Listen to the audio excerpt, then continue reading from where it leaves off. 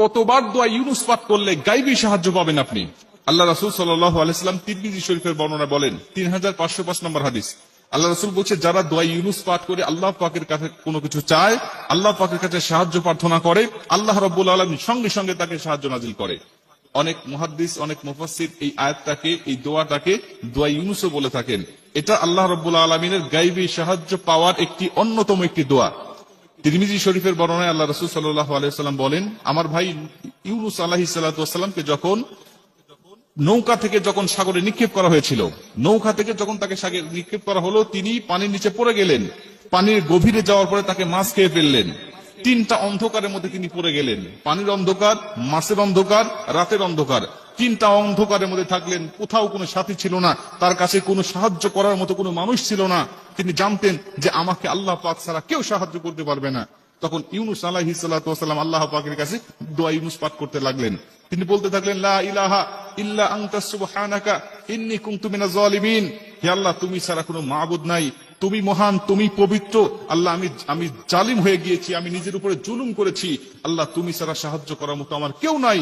আল্লাহ রাব্বুল আলামিন তাকে মাছের পেট থেকে আল্লাহ পাক তাকে হেফাজত করলেন। আল্লাহ পানির অন্ধকার থেকে তাকে আলোতে নিয়ে আসলেন, রাতের অন্ধকার থেকে আল্লাহ দিনের আলো দিলেন। তিনি মুক্তি হয়ে গেলেন, তিনি আল্লাহ পাকের শুকরিয়া আদায় করলেন।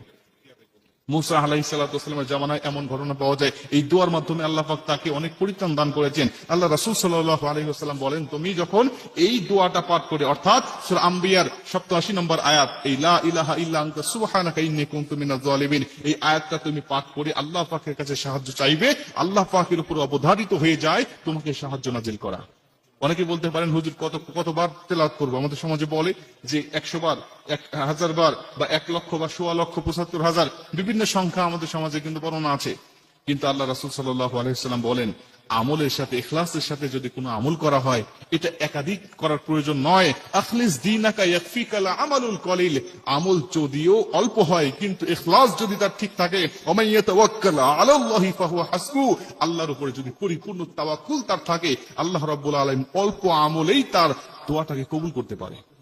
আপনি একবারও যদি আপনি ইখলাসের সাথে পাঠ করতে পারেন, একবার যদি আপনি ইখলাসের সাথে আদায় করতে পারেন যে আল্লাহ রাব্বুল আলামিন অবশ্যই আমাকে সাহায্য করবেন, এই আশা আপনার উপরে আছে, আল্লাহ পাকের উপরে আছে, এই বিশ্বাসটুকু যদি আপনার অন্তরে থাকে যে আল্লাহ, তুমি ছাড়া তো সাহায্যকারী কেউ নাই, তুমি তো কোরআনের মধ্যে ওয়াদা দিয়েছো, তুমি তো বলে দিয়েছো, তাতানাজ্জালু আলাইহিমুল মালাইকা আল্লা তাখাফু ওয়া লা তাহজানু ওয়া আবশিরু বিল জান্নাহ, আল্লাহ তুমি ফেরেশতা দিয়ে আমাকে সাহায্য করার ওয়াদা তুমি দিয়েছো, আল্লাহ তুমি আমাকে সাহায্য করো, আল্লাহ এই বিপদ থেকে তুমি আমাকে রক্ষা করো, আমার দেওয়ালে পিঠ থেকে গেছে, কেউ আমাকে হেফাজত করার মতো নাই, আমি ঋণে জর্জরিত হয়েছি, আমি কষ্টের মধ্যে পতিত হয়েছি, আমাকে সমাজের মানুষ দেখতে পারে না, আমি অনেক সমস্যার সম্মুখীন হয়েছি, আল্লাহ তুমি না চাইলে আমাকে কেউ এই সমস্যা থেকে পরিত্রাণ দিবে না, আল্লাহ তুমি আমাকে পরিত্রাণ দাও। আল্লাহ পাকের কাছে একানিষ্ঠ ভাবে কায়নু বাক্যে যখন আপনি